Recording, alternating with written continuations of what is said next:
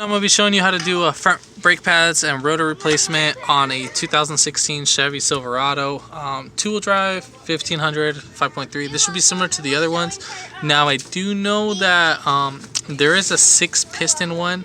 Now if it is a 6-piston one, it'll be different. So just so you're aware of that. I just don't know which model has that one, but just so you know that. But if you haven't already, give it a thumbs up. Comment down below if you have any questions on this video, and then hit that subscribe button for more upcoming videos in the future. And we'll go ahead and start this video right after the intro.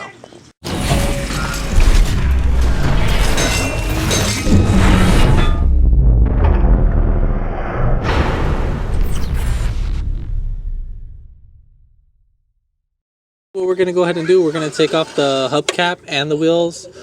It's going to be actually 7/8 the bolt size that we're actually going to take off, or a 22 millimeter.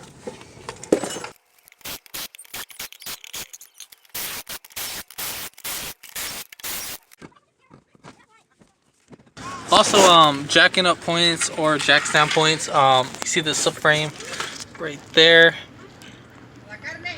So that one we could jack it up from right there. I'm not going to be going under the vehicle, so I'm not going to be needing to do that.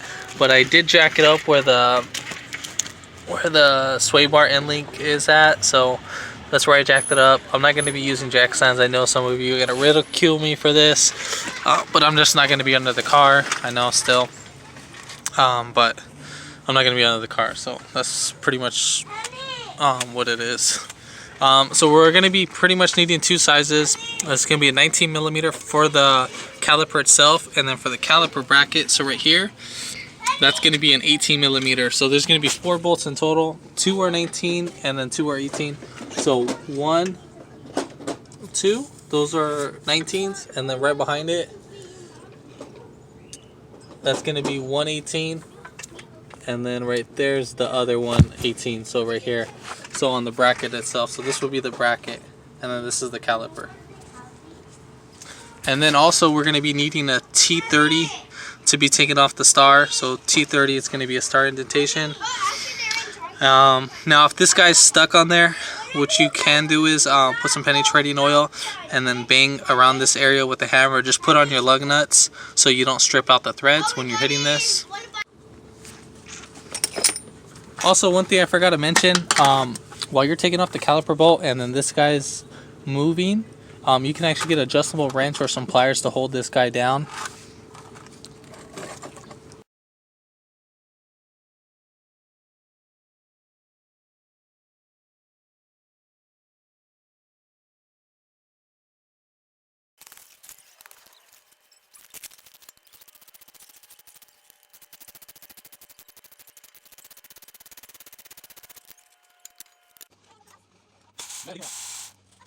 So we got a new rotor resurfaced. So the reason why it kind of got metal to metal, because basically there's these little clips right in here, just so that you're aware of that. These need to sit against the pad, and you're not supposed to put them under, so just so you're aware of that.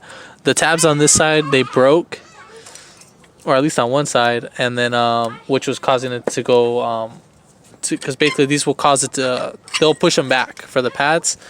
So it's kind of like a little retractor pin. So we're going to go ahead and switch these out. Also, another thing what you should do is that you need to check to see if there's any grease right here on the pins. So basically you just kind of pull these right out, see if there's anything. This one has grease, so that's good to go.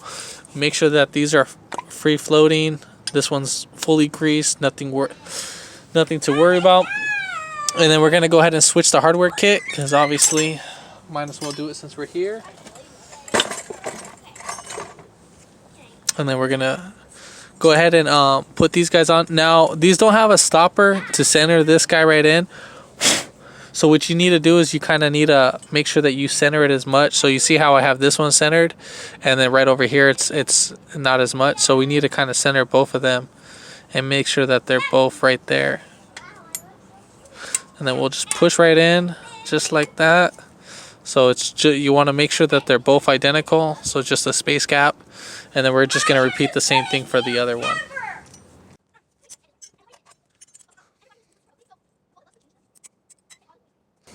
Then we're going to go ahead and put on our rotor. Don't forget to drill it back in.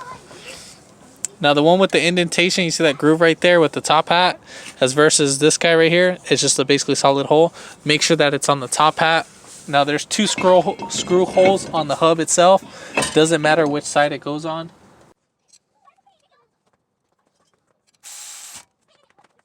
And also, now let's say if you broke this, don't worry about that. If it broke, this is not what's going to hold the rotor when you're driving.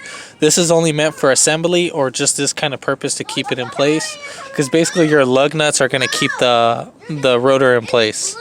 And then we're going to go ahead and compress our caliper. Now basically the way how we're going to go ahead and do this is that we're going to put one pad in there. The old pad obviously. So we'll put that in there. And then you're going to be kind of using a butterfly tool. If not, if you can't, you can actually use the other one and then go back and forth. And then as you're going back and forth, you can actually use the pliers to actually grip right here on the lip, some clamps, and then basically that'll help seal it.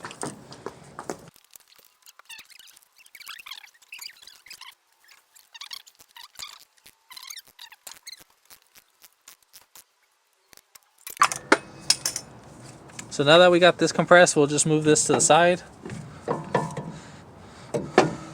Make sure that you don't let this rest on the rubber brake line, because if you do, you'll end up destroying that. And then we'll go ahead and install our bracket.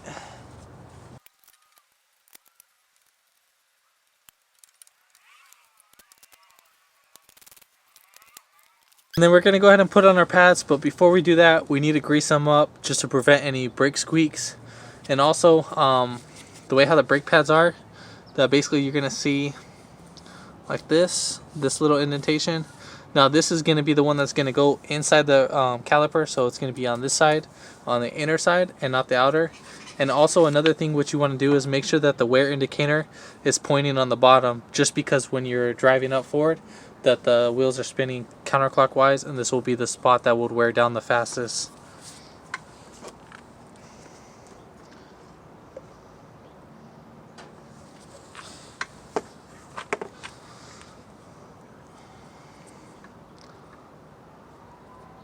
So you just kind of want to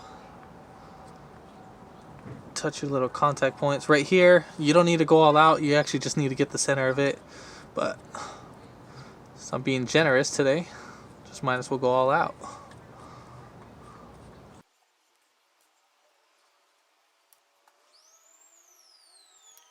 And then we're going to go ahead and insert them.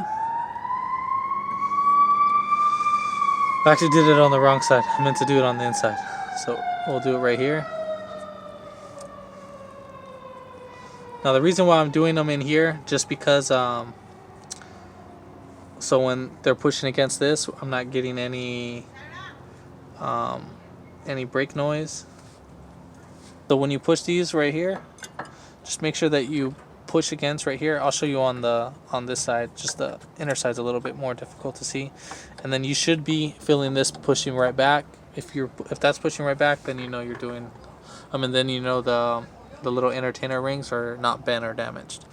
So just like this, as you can see, I start off face in, and then I push forward, and then I work my way right in.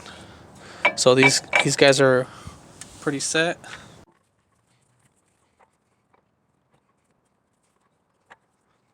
And then when you put this guy in, make sure that this is not kinked up. I've seen it a couple times where people actually had them ended up twisted, and then they end up churning, and then you end up snapping the line.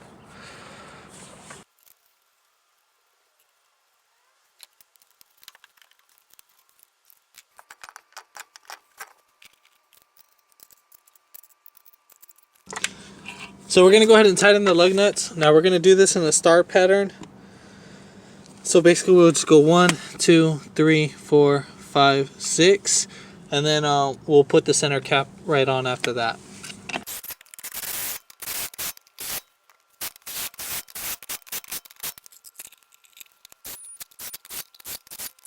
Alright, so after you're done putting on the brakes, what you need to go ahead and do, you need to go ahead and start the car and then pump up the brakes till it gets hard. Make sure that the car's running, just so that you get all the brake pads pressed down.